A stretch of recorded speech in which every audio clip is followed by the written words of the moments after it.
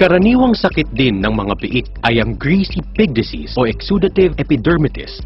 Ito ay dahilan ng impeksyon ng balat gawa ng Staphylococcus hyicus. Ang bakteryang ito ay naglalabas ng lason na nakakapasok sa katawan ng baboy at sumisira sa atay at bato.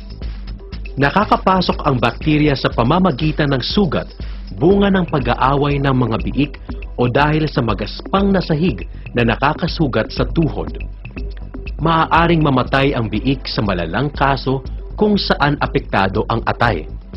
Sa umpisa, ang palatandaan ng greasy pig disease ay ang pamumula ng ilang bahagi ng muka o paa kung saan nagkaroon ng sugat.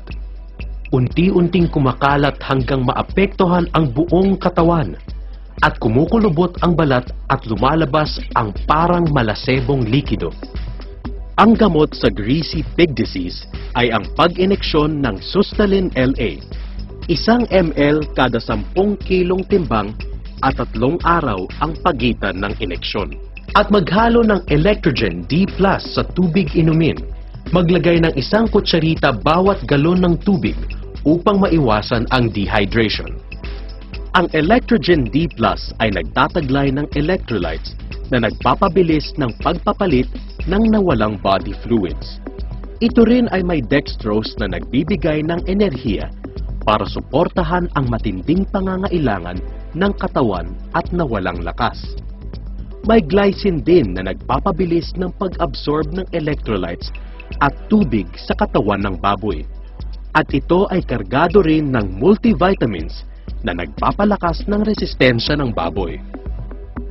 Para makaiwas sa sakit, siguruhing walang galis ang biik.